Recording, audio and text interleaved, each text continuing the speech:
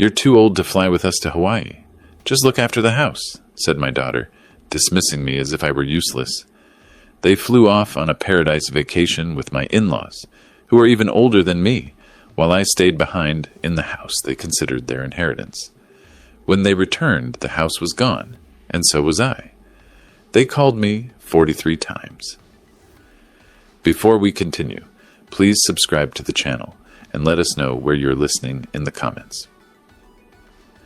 Brochures about Hawaii lay on my coffee table like colorful promises. My daughter Lauren opened them wide, her manicured fingers tracing the golden beaches, and her husband Bradley leaned over her shoulder, nodding in approval. Bradley's parents, Walter and Margaret Mitchell, were sitting comfortably on my couch, already discussing the departure time and hotel amenities, as if this vacation was theirs by birthright.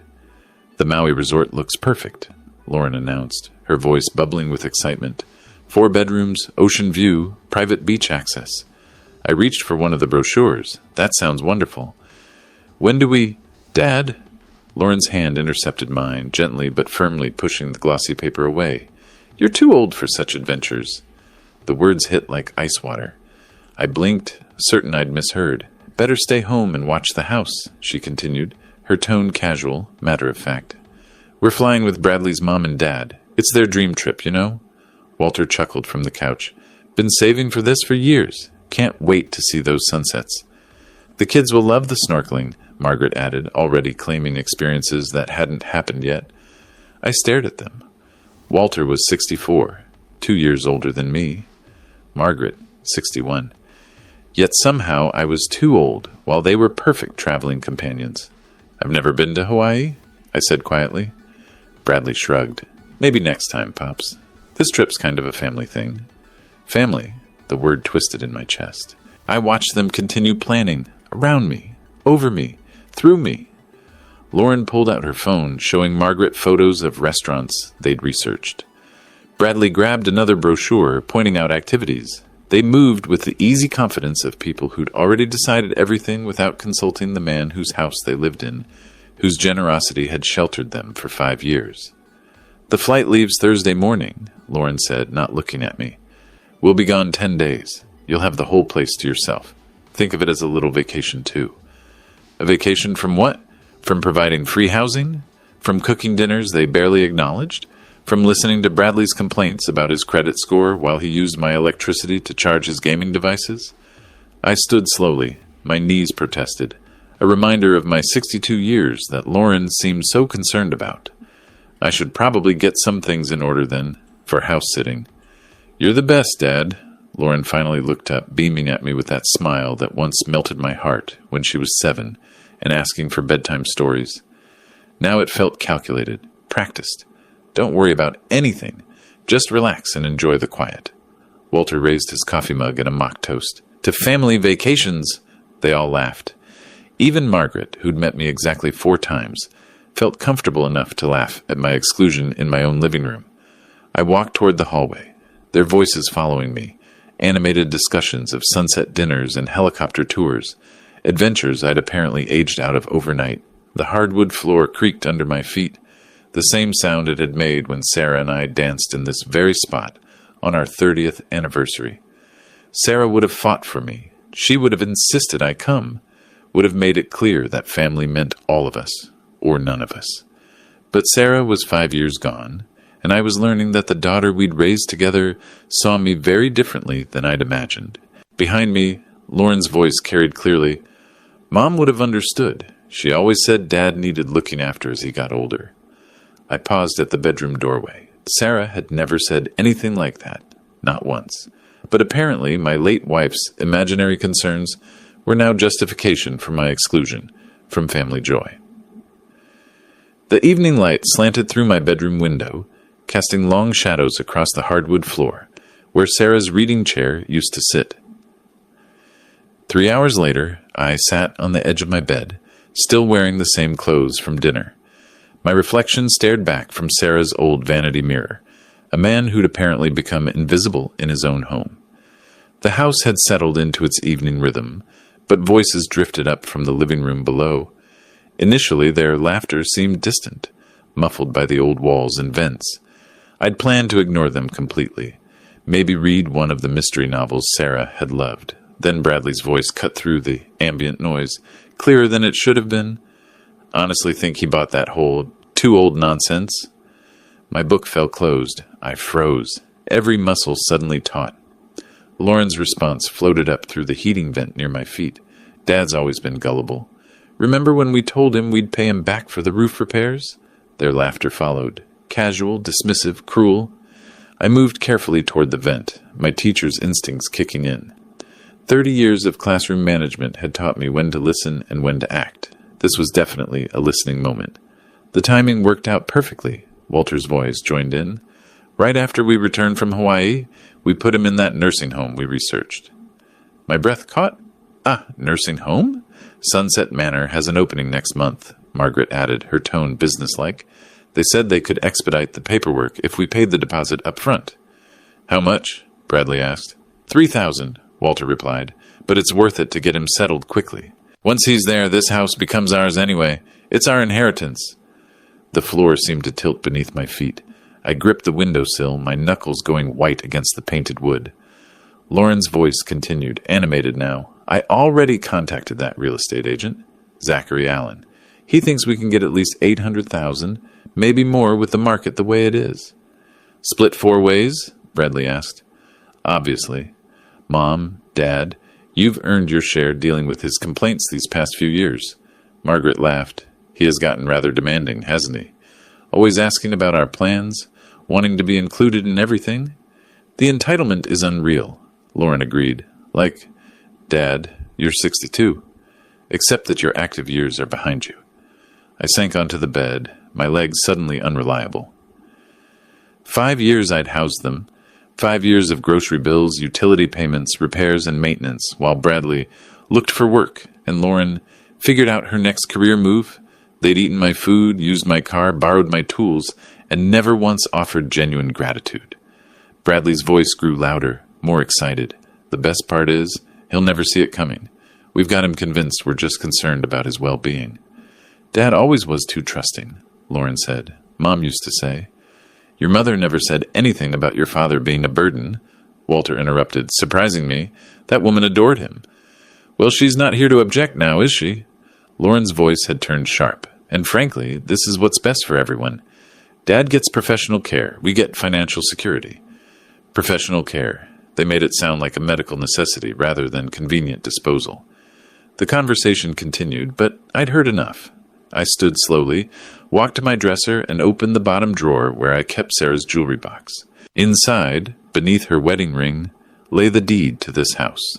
The house I'd bought with my teaching salary, the house where Sarah and I had planned to grow old together.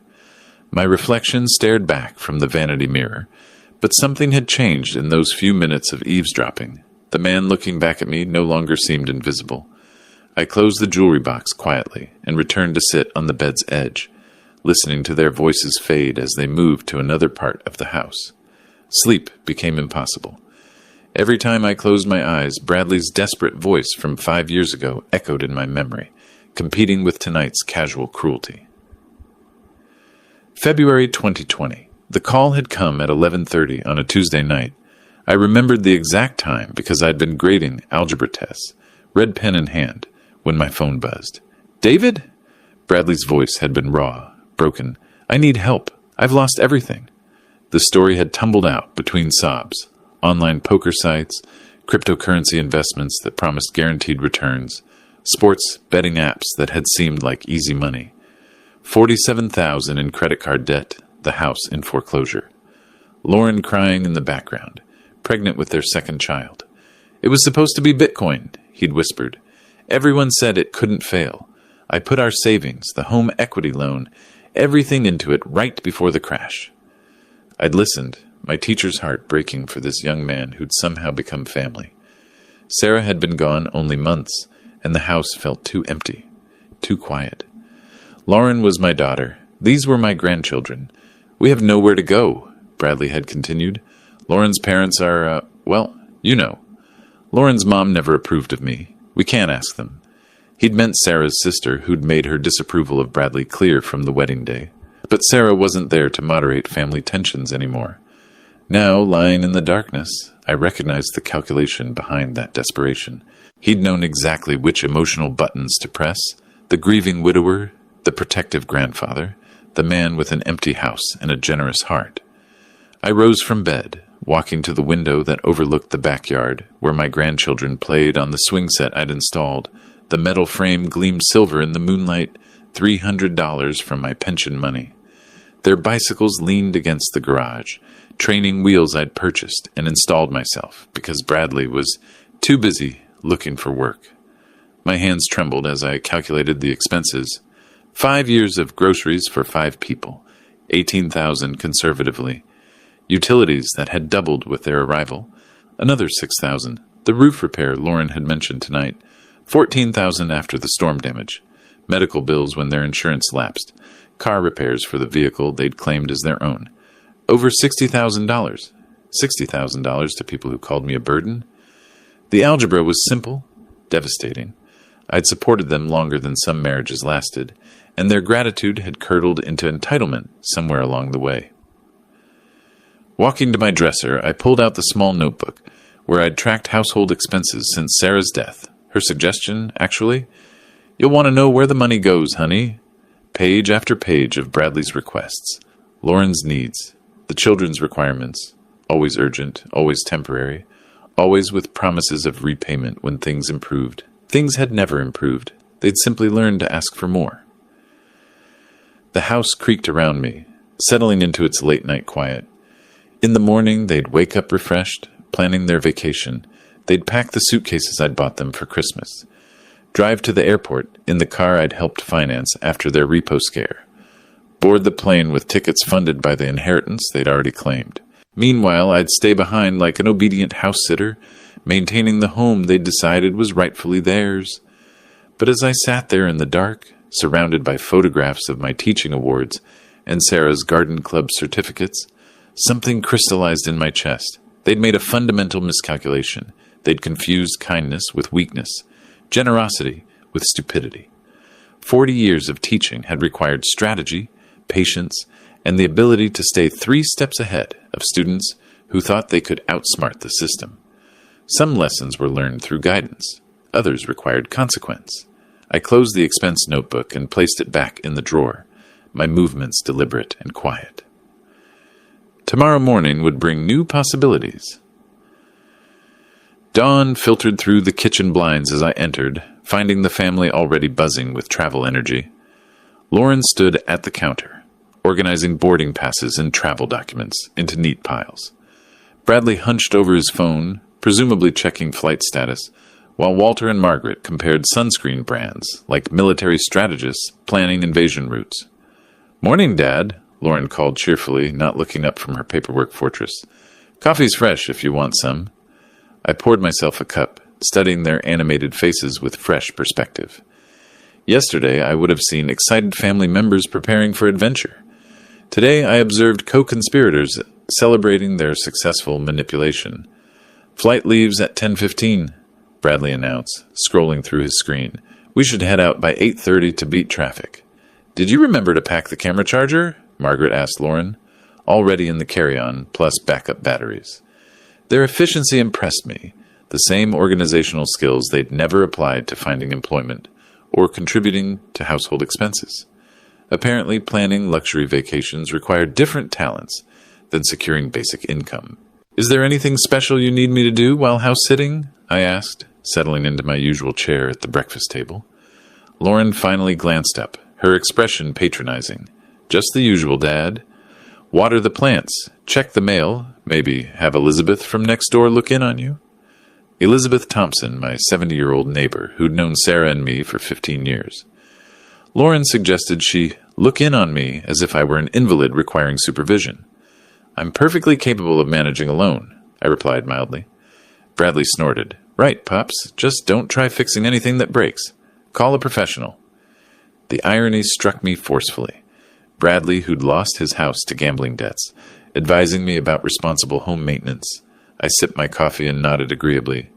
Of course, I wouldn't want to cause problems. My compliance seemed to satisfy them. Walter folded a tourist map of Maui, tucking it into his shirt pocket. 2 weeks of paradise. We've earned this. Earned. Through 5 years of free housing, meals, and financial support they'd never acknowledged, let alone reciprocated. The time will pass quickly, I assured them. I might catch up on some reading, maybe organize a few things around the house. Lauren's eyes brightened. That would be perfect, Dad. You could start with the garage. It's gotten so cluttered. Cluttered with their belongings, naturally. Items they'd stored there when they moved in, then forgotten as my garage became their personal warehouse. Margaret began transferring items from the counter into her purse. Boarding passes, identification, travel insurance documents. The resort confirmed our suite upgrade. Ocean view. Private lanai, concierge service. Sounds wonderful, I managed, calculating the cost of such accommodations. Easily $4,000 for 2 weeks. Money they'd never possessed, but somehow now commanded. Bradley's phone chimed. Uber's 5 minutes out. The announcement triggered sudden movement.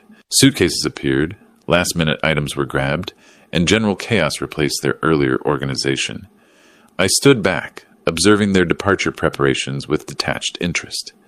Dad, you're sure you're okay staying alone? Lauren asked, though her question sounded more like polite formality than genuine concern. Absolutely. I'll enjoy the quiet. She kissed my cheek, a gesture that once would have warmed my heart. Now it felt calculated. Performance for an audience of relatives who expected daughterly affection.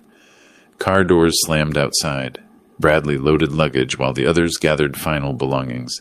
Within 10 minutes, my house would return to the silence I'd supposedly requested. Take care of yourself, Walter called, wheeling his suitcase toward the door. Drive safely, I replied, meaning it despite everything. The front door closed with decisive finality. Engine sounds faded down the street. Suddenly I stood alone in my kitchen, surrounded by abandoned coffee cups and scattered travel brochures. For the first time in 5 years, the house belonged entirely to me again.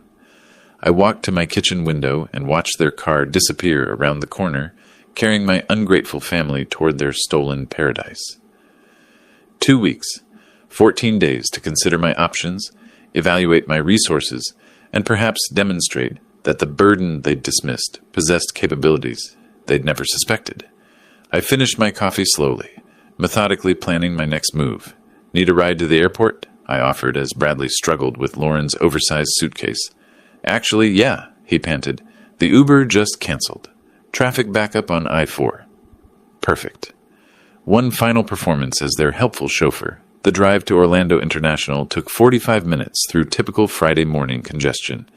I listened to their excited chatter about snorkeling excursions and sunset dinners, marveling at how easily they discussed luxury activities funded by my lifetime of savings. Remember to take pictures of everything, I told them at passenger drop-off. I'd love to see Hawaii through your eyes. Lauren hugged me briefly. We'll send postcards, Dad. Don't work too hard while we're gone. Bradley grabbed the heaviest luggage. Thanks for the ride, Pops. You're a lifesaver. Lifesaver. The casual irony wasn't lost on me. I waited until their figures disappeared into the terminal, then drove home with growing anticipation. By 11 o'clock, I was dialing the number Lauren had mentioned in her overheard conversation. Allen Realty, Zachary speaking. Mr. Allen, this is David Parker. I need to sell my house as quickly as possible. Brief pause. How quickly are we talking, Mr. Parker? 2 weeks maximum. I'm willing to price it aggressively for a fast sale. That's ambitious. What's driving the urgency? I'd prepared for this question. Personal circumstances require immediate liquidity. I understand speed comes at a cost. Where's the property located? Windermere area. Single-family home. 4 bedrooms, 2.5 baths. No mortgage, clear title. His tone shifted, becoming more interested. No mortgage is excellent for quick sales. What's the approximate square footage? 2,800 square feet. Updated kitchen. New roof 5 years ago. Established neighborhood. Mr. Parker, I can be there in an hour if you're available. This timeline is aggressive, but with the right pricing and a cash buyer, it's not impossible. An hour. In 60 minutes, I take the first concrete step toward demonstrating exactly how burdensome this old man could be when properly motivated. I'll be waiting, I confirmed. After ending the call, I walked through my house with new eyes. These rooms had witnessed Sarah's laughter, Lauren's childhood milestones, family celebrations that felt authentic, back when I believed family meant mutual loyalty and support. Now they represented something different. Assets to be liquidated, equity to be liberated, resources for restructuring the power dynamics that had governed my life for 5 years. I retrieved the house deed from Sarah's jewelry box, along with property tax records and homeowners' insurance documents. Everything Zachary would need to verify my ownership and assess market value. The doorbell rang precisely 1 hour later. Zachary Allen appeared younger than I'd expected, maybe 45, wearing a navy blazer despite the Florida heat. He carried a tablet and measuring tape, prepared for immediate business. "Mr. Parker?" He extended his hand. "I appreciate you calling. Based on our conversation, I think we can work together effectively. Come in. I'll show you everything." He stepped into my foyer, already making mental calculations. Beautiful home. Original hardwood floors. Refinished 5 years ago, Sarah, my late wife, insisted on maintaining original character. Smart woman. Original features add significant value. He pulled out his tablet. "Before we tour, let me explain the process for your timeline. 2 weeks means we need cash buyers, minimal contingencies, and competitive pricing. Are you prepared for those requirements?" I nodded. Speed matters more than maximum profit. "Excellent. Then let's see what we're working with." As Zachary began his professional assessment, measuring rooms and noting architectural details, I felt something shift in my chest. After years of reacting to other people's decisions, I was finally taking control of my circumstances. Lauren had mentioned Zachary's name while planning to sell my house without my knowledge. Now he was here at my invitation, working toward my goals, operating on my timeline. The symmetry felt like justice beginning to balance the scales. 3 hours after Zachary left with his preliminary assessment and promised to start making calls immediately, my phone rang. The display showed an unfamiliar number, but I recognized the area code. Hawaii. "Dad!" Lauren's voice bubbled through the speaker, bright with tropical enthusiasm. "We made it safely. The resort is absolutely incredible." I settled into my kitchen chair, Zachary's business card still visible on the counter beside his folder of property documents. "I'm so glad you arrived safely. How was the flight?" "Long but worth it. Dad, you should see this place. Private beach, infinity pool, spa services, the works. Bradley's already booked us a helicopter tour for tomorrow." "That sounds amazing." I traced the edge of Zachary's card while speaking. "I hope you take lots of pictures." "Oh, we will." The concierge recommended this incredible restaurant for tonight. 5-star dining right on the beach. You'd probably find it too fancy, but we're excited to try it. "Too fancy for me?" "Naturally. I'm sure you'll have a wonderful time." Lauren's tone shifted slightly, becoming more maternal. "How are you managing on your own? You're not trying to cook elaborate meals, are you? Remember what I said about keeping things simple?" "I'm taking very good care of everything," I assured her, my eyes moving to the real estate documents scattered across my table. "Actually keeping quite busy." Good. Just don't overexert yourself. We worried about leaving you alone. But Bradley reminded me that you need to learn independence at your age." Independence. The word carried delicious irony given my morning's activities. "Speaking of independence," Lauren continued, "we've been discussing something. We're actually preparing a little surprise for you when we get back. Something that'll be really good for your future." My grip tightened on the phone. "A surprise?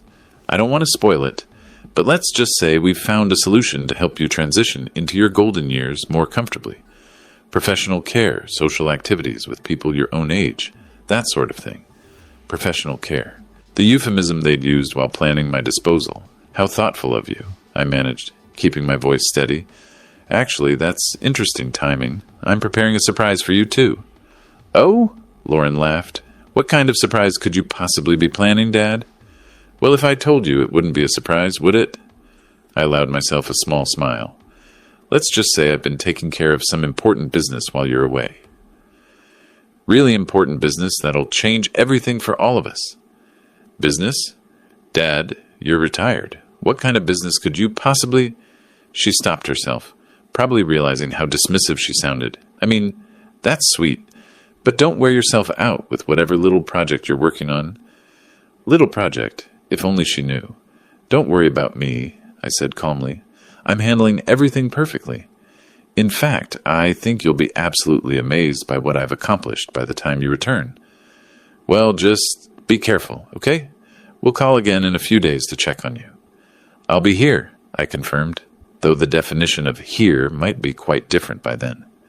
After hanging up, I sat quietly in my kitchen, surrounded by the afternoon silence and the weight of mutual deception. Lauren was preparing to dispose of me in a nursing home, confident I'd never discover their plan. Meanwhile, I was preparing to dispose of the house they considered their inheritance, confident they'd never expect such decisive action from their supposed burden. Both sides planning surprises, both sides convinced of their strategic advantage. Only one side was actually in control. I picked up Zachary's business card and smiled. Tomorrow, the real work would begin. Sunday morning brought Zachary's call at precisely 9 o'clock, along with our first potential buyer. James Clark represented a commercial investment group looking for rental properties in established neighborhoods. The timeline is aggressive, Zachary warned me privately before Clark's arrival. Most buyers need weeks to arrange financing. This gentleman deals in cash transactions, but he'll expect significant price flexibility. Cash transactions, perfect for my abbreviated schedule. Clark arrived in a silver BMW, wearing expensive casual clothes and carrying a leather portfolio. Mid-50s, confident handshake, the kind of practiced efficiency that suggested numerous property acquisitions. "Beautiful neighborhood," he observed, scanning my front yard with calculating eyes. "Good bones on this house. Walk me through the key selling points." I led him room by room, highlighting the refinished hardwood floors, updated kitchen, and new roof. Each feature I described felt like betraying Sarah's memory, but I pressed forward with professional determination. "The master bedroom has excellent natural light," I explained, opening blinds Sarah had chosen 15 years ago. "Original crown molding throughout," Clark nodded, making notes on his tablet. "What's your motivation for selling? The timeline Zachary mentioned suggests urgency." I'd rehearsed this answer. "Personal circumstances require immediate liquidity.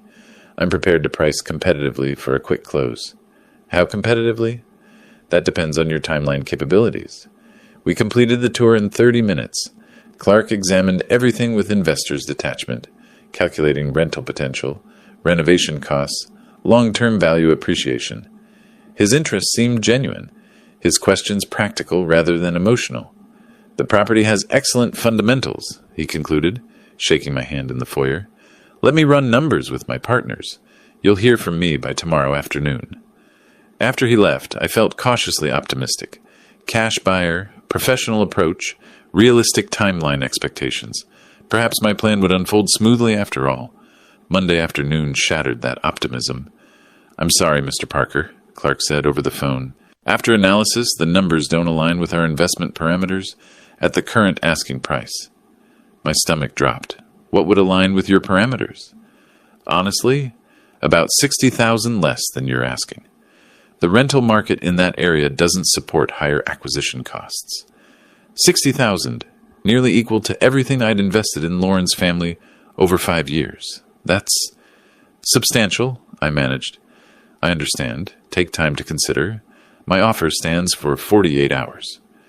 After hanging up, I sat in my kitchen staring at Zachary's business card. Was I really willing to lose $60,000 for revenge? Was proving my independence worth such financial sacrifice? For a moment, doubt crept in. Lauren was still my daughter. Bradley, despite his flaws, was father to my grandchildren. Maybe I was overreacting to hurt feelings and wounded pride. Then I remembered their laughter during that overheard conversation, the casual cruelty of planning my disposal while living in my house, eating my food, spending my money, the nursing home deposit they'd already arranged, the real estate agent they'd already contacted. They'd made their choice 5 years ago, deciding I was a resource to be exploited, rather than family to be cherished. Now they'd face the consequences of that choice. I picked up my phone and dialed Zachary. "I accept Clark's offer," I said without preamble. "Mr. Parker, are you certain? That's a significant reduction. We might find better." "I'm certain. How quickly can we close?" "With cash and minimal contingencies. 8 days, possibly less." 8 days. Plenty of time before their return. "Draw up the papers," I confirmed. As I hung up, something settled in my chest. a calm, cold certainty that felt like justice finally taking shape. They wanted to treat me like a burden? Fine. They'd discover exactly how expensive that burden could be when properly motivated. The house they'd planned to inherit would be gone. The money they'd counted on would disappear into my pocket, along with my willingness to subsidize their comfortable unemployment. Some lessons, I reflected, were worth every penny they cost. Wednesday morning brought unexpected validation. Zachary called with news that made my earlier doubts seem foolish. "Mr. Parker, I have remarkable developments. Clark's investment firm wants to expedite everything. They're offering an additional $10,000 above our agreed price for a guaranteed 7-day close." I set down my coffee cup carefully. "They're offering more money for faster service?" "Exactly. Apparently they have capital deployment deadlines, and your property fits perfectly into their Q2 acquisition targets. They want to close by next Tuesday." Next Tuesday, 5 days before Lauren's return from Hawaii. What's required from my end? Minimal. Since they're waiving inspection contingencies and paying cash, we primarily need signatures and title clearance. Their attorney has already begun paperwork. I walked to my kitchen window, looking out at the backyard where my grandchildren had played on equipment I'd purchased. Soon, other children would play here while their parents paid rent to James Clark's investment company. "Mr. Parker, are you comfortable with the accelerated timeline?" "Comfortable? I was euphoric. Absolutely. What do I need to sign?" "I'll bring documents this afternoon. Clark's attorney wants to review everything tomorrow. Then we'll schedule closing for Monday." After hanging up, I sat in my silent house, surrounded by decades of accumulated memories that would soon belong to strangers. The irony wasn't lost on me. Clark's business urgency perfectly aligned with my revenge timeline. Lauren and her family were likely sitting on some Hawaiian beach at this moment, sipping tropical drinks and discussing their plans for my professional care.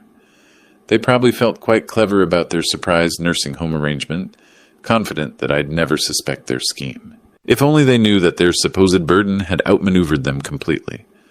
The phone rang again. Unknown number, Hawaii area code. "Dad," Bradley's voice this time, probably calling while Lauren was at the spa. "How are you holding up?" "Wonderfully well," I replied truthfully, taking care of business just as I promised. "Good to hear. Not getting into any trouble, I hope?" He laughed at his own joke.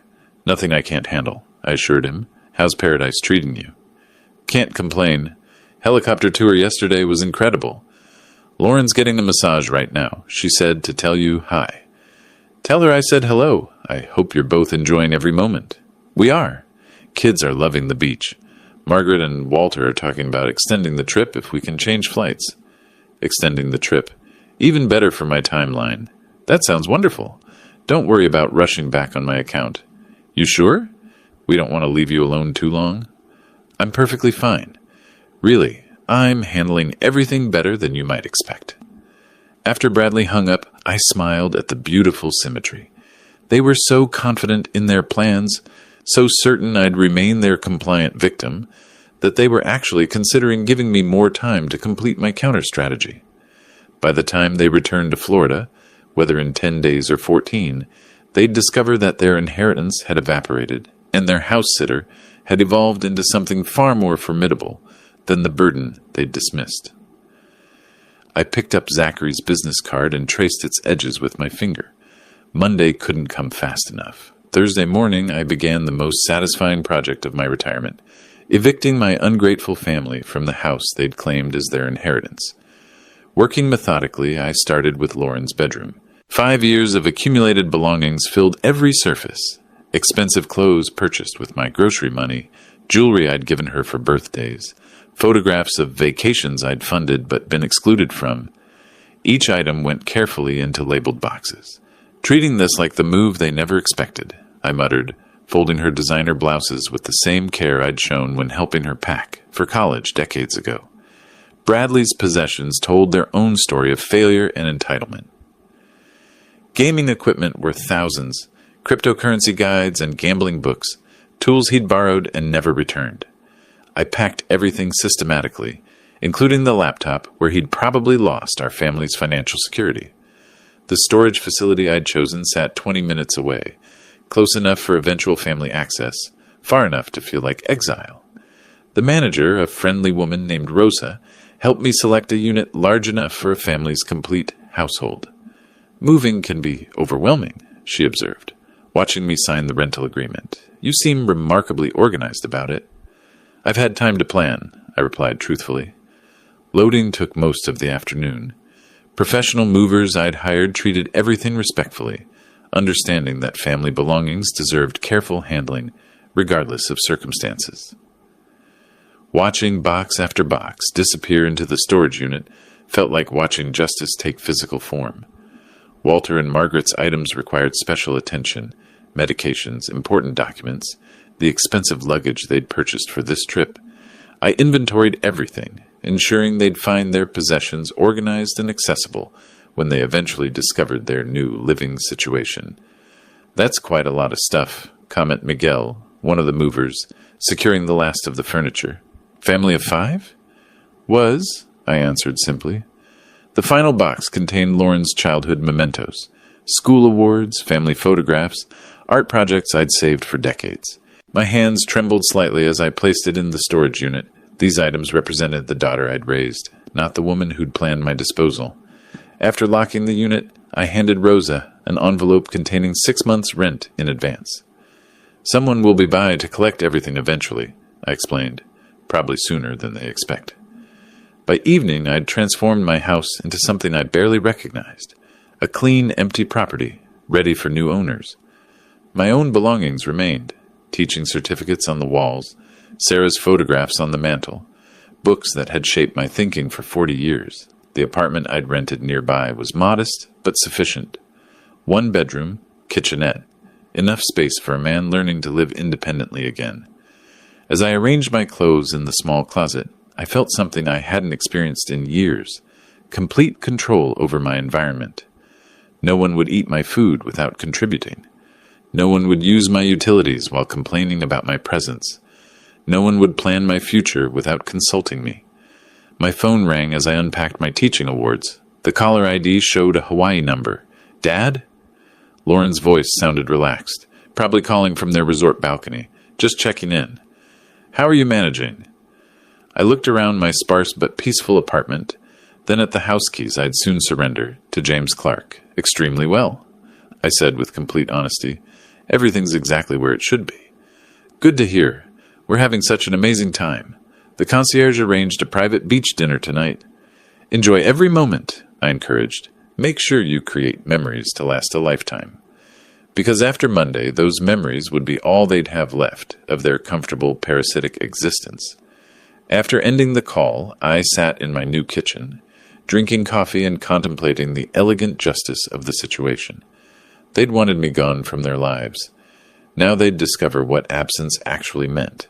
Some lessons required complete immersion to be properly understood. Monday morning arrived with the weight of inevitability. I sat in Linda Martinez's notary office, surrounded by the documents that would legally cement my revenge. Across from me, James Clark reviewed the final paperwork with the efficiency of someone accustomed to property acquisitions. Everything appears in order, Linda announced, arranging the deed transfer documents in precise rows. Mr. Parker, I'll need to verify your identification one more time. I handed over my driver's license, watching her compare the photograph to my face. 62 years old, retired mathematics teacher, about to complete the most calculated decision of my life. Mr. Clark, your company's certified funds have been verified, she continued. We can proceed with the closing. Zachary sat nearby, tablet in hand, looking satisfied with his successful navigation of an impossible timeline. In 7 days, he'd managed what typically took weeks, a testament to the power of cash transactions and motivated sellers. The deed transfer is our first document, Linda explained, sliding papers across the table. This officially transfers ownership of 847 Maple Street from David Parker to Pinnacle Investment Holdings. 847 Maple Street, the address where Sarah and I had planned to grow old together, where Lauren had taken her first steps, where 3 generations of memories lived in every room. Now it belonged to strangers who'd convert it into rental income. I signed my name with steady hands. Property disclosure statements next, Linda continued. These confirmed the condition of the house and any known issues. Known issues. Did emotional betrayal count as a structural problem? Did years of ingratitude affect the foundation's stability? I initialed each page methodically. Financial settlement sheet, James said, sliding another document forward. Final purchase price minus closing costs and agent commissions. The numbers told their own story. Purchase price reduced by $60,000 to ensure quick sale. Agent fees, legal costs, title insurance. The final amount still represented more money than I'd seen in one place since Sarah's life insurance payout 5 years ago. Money that would fund my independence while Lauren's family discovered what homelessness felt like. Your signature here makes the sale legally binding, Linda noted, pointing to the final line. I paused for a moment, pen hovering above the paper. Once signed, there would be no reversal. Lauren and Bradley would return from Hawaii to find their assumed inheritance had vanished into corporate ownership. Their comfortable, parasitic lifestyle would end permanently. The pen touched paper. My signature flowed across the line in the same careful script I'd used to grade papers for 40 years. Congratulations, James said, extending his hand. Pinnacle Investment is pleased to add this property to our portfolio. We shook hands, the retired teacher and the investment executive, completing a transaction that would devastate 4 people currently sipping tropical drinks in paradise. Commission payment, Zachary noted, accepting his check from James. Thank you both for making this possible. Linda gathered the signed documents, applying her notarial seal to each page. This concludes the closing. Mr. Parker, you have 30 minutes to collect any remaining personal items, then possession transfers to Pinnacle Investment. 30 minutes to say goodbye to the house where I'd been happy, where I'd been exploited, where I'd finally discovered the difference between family and parasites. I drove to 847 Maple Street one final time, using the keys I'd surrender in 20 minutes. Walking through empty rooms, I felt something I hadn't experienced since Sarah's death. Complete closure. The living room where Lauren had announced my exclusion from their Hawaii trip. The kitchen where I'd overheard their nursing home plans. The bedroom where I'd processed their betrayal and chosen justice over victimhood. Each room now belonged to James Clark's company, who'd rent them to tenants who'd actually pay for the privilege of living there. I collected Sarah's photo from the mantel and my teaching certificates from the walls. Everything else, furniture, appliances, fixtures, belonged to the new owners per our agreement. Standing in the foyer, where I'd welcomed Lauren's family 5 years ago, I felt the weight of transformation. The generous widower who'd offered sanctuary had evolved into something far more strategic. The burden they'd planned to dispose of had disposed of them instead. My phone buzzed with a text from an unknown Hawaii number. Dad, having amazing time. Bradley proposed we extend trip another week. Hope you don't mind the extra alone time. Love, Lauren. An extra week. They were giving me even more time to savor my victory. I locked the door for the last time and handed the keys to James, who waited in the driveway with Zachary. Property transfer complete, I announced. As I drove away from 847 Maple Street, I caught a glimpse of James in my rearview mirror, already on his phone discussing rental preparations. 4 days until Lauren's family returned to discover they'd been outmaneuvered by the burden they'd underestimated. The countdown to revelation had officially begun. 2 weeks after my family's departure for Hawaii, I sat in a beachfront hotel room in Maui, sipping coffee and waiting for Elizabeth Thompson's call. The irony wasn't lost on me. I was enjoying the Hawaiian vacation they'd denied me, funded by the sale of the house they'd considered their inheritance. My phone rang at precisely 4 o'clock. Florida time. David? Elizabeth's voice trembled with excitement. They're back. I set down my coffee cup, watching palm trees sway outside my window. How did they take the news? Oh, my word. You should have seen Lauren's face when she realized strangers were living in your house. She kept insisting it was some mistake, that they belonged there. I smiled, imagining Lauren's entitled confidence crashing against legal reality. What did the new owners tell them? Very professional about it. Showed them the deed. Explained they'd purchased the property legally. Lauren actually tried to push past them into the house. The mental image of my daughter's desperate attempt to reclaim what was never hers filled me with satisfaction. And Bradley? Furious, started yelling about lawyers and lawsuits until the new owners threatened to call police. Margaret was crying. Walter kept asking where you'd gone. Did you give them the storage facility information? Just like you instructed, handed Lauren the address and told them their belongings were safe. She crumpled the paper in her fist and demanded to know where you were. I leaned back in my hotel chair, watching a cruise ship drift across the horizon. What did you tell them? Exactly what you said to say, that you'd left town after selling the house, and they could contact you directly if they needed to discuss anything. Have they tried calling? Constantly. Lauren's been ringing your number every 10 minutes for the past hour. Bradley's left some rather colorful voicemails. I glanced at my phone, noting 43 missed calls and counting. I imagine they're quite motivated to reach me now. David, I have to ask, are you really in Hawaii? The Grand Wailea Resort, actually. Same place they plan to stay without me. I paused, letting that sink in. Elizabeth, you've been incredibly helpful. I hope you understand why this was necessary. After watching them treat you like their personal ATM for 5 years? Honestly, I'm impressed. Sarah would be proud of how you stood up for yourself. Sarah would indeed appreciate the mathematical precision of my revenge, equal and opposite reaction to years of exploitation. What are they doing now? I asked. Last I saw, they were loading suitcases into a taxi. I assume heading to a hotel, since they have nowhere else to go. Lauren looked absolutely devastated. Devastated, the same word I'd have used to describe my feelings when I overheard their nursing home plans. Justice had a beautiful symmetry to it. Elizabeth, if they ask you to call me again, please tell them I'm enjoying my vacation and will contact them when I'm ready. How long will you keep them waiting? Long enough for them to truly understand what it feels like to be discarded by family. After hanging up, I walked onto my hotel balcony, breathing in the tropical air my family had assumed I was too old to appreciate. Below, tourists enjoyed the beach they'd thought I couldn't handle. The helicopter tours Bradley had mentioned buzzed overhead, carrying passengers on adventures I'd supposedly outgrown. My phone buzzed with another call from Lauren. I let it ring, then another from Bradley. Ignored, a text from Margaret. David, please call us. We need to talk. I deleted it without responding. For 5 years, they'd controlled my life through emotional manipulation and financial dependency.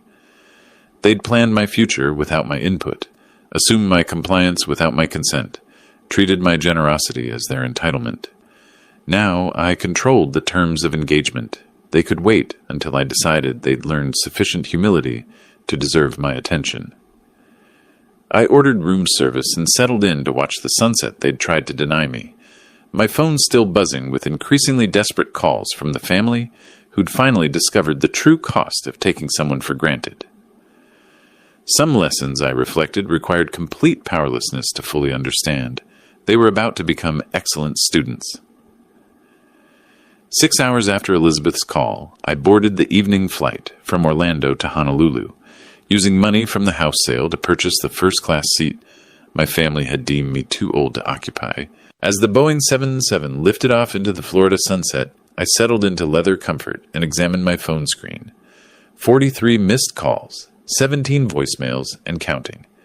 Each notification represented another moment of their desperation, another crack in the entitled confidence they'd maintained for 5 years. I scrolled through the call log methodically. Lauren, Bradley, Margaret, Walter. Lauren again, Bradley again, watching the progression of their panic play out in digital timestamps. The first voicemail, left 20 minutes after Elizabeth's call, carried Lauren's familiar commanding tone. Dad, I don't know what game you're playing, but this isn't funny. Call me back immediately. By the 10th message, anger had crept into Bradley's voice. This is insane, David. You can't just sell our house without telling us. We're getting lawyers involved. Message 15 revealed Margaret's tears. Please, David, we don't understand what's happening. Where are you? We need to talk. The final voicemail, recorded just before takeoff, captured Lauren's complete capitulation. Dad, please answer. We'll do anything. Just call us back. We have nowhere to go. Nowhere to go? The exact phrase they'd planned for my nursing home conversation. As we climbed toward cruising altitude, I gazed down at the lights of Florida shrinking below. Somewhere in that scattered illumination, my family huddled in a hotel room, frantically calling a number that would remain unanswered until I decided they'd learned appropriate humility. The flight attendant appeared with champagne service. "Celebrating anything special tonight, Mr. Parker?" "Independence Day," I replied, accepting the crystal flute. "About 40 years overdue. 9 hours stretched ahead. 9 hours of Pacific Ocean between me and their desperate attempts to reestablish control. 9 hours to savor the complete reversal of power dynamics that had governed my life since Sarah's death." I opened my laptop and composed an email I wouldn't send. A letter explaining everything they'd done wrong, every moment of casual cruelty, every dismissive comment about my age and capabilities. The writing process felt therapeutic, cathartic, like grading papers on the most important lesson I'd ever taught. But they didn't deserve explanations yet. Explanations came after consequences, after understanding, after genuine remorse, replaced entitled anger. My phone buzzed with call 44. Lauren again. I watched her name illuminate my screen, then fade to black as the call went to voicemail. The cycle of desperation would continue throughout my flight, while I enjoyed the meal service they'd assumed I was too old to appreciate. Below us, the Pacific stretched endlessly, dark water reflecting starlight like scattered diamonds. We were crossing time zones, leaving their crisis behind with each nautical mile. By the time I reached Honolulu, they'd be waking up to their second day of homelessness, their second day of understanding what it meant to be discarded by family. I deleted the unsent email and closed my laptop. Some lessons couldn't be taught through words. They required complete immersion in consequence. My family was learning that bitter curriculum now, discovering what it meant to need someone who no longer needed them. The math teacher in me appreciated the elegant symmetry. 5 years of exploitation balanced by however long it took for genuine remorse. 5 years of taking me for granted, paid for with however many days of taking nothing for granted ever again. As the plane carried me toward Hawaiian sunrise, I finally understood what Sarah had meant about knowing where money goes. It had gone toward the most expensive but valuable education my family would ever receive. The price of learning that some burdens, when properly motivated, could bear far more weight than anyone imagined. My phone showed 46 missed calls when I finally turned it face down and fell asleep. 30,000 feet above their world of consequences, heading toward the paradise they'd thought I was too old to enjoy. If you liked this story, please like this video, subscribe to the channel, and share your impressions of this story in the comments. To listen to the next story, click on the box on the left. Thank you for watching.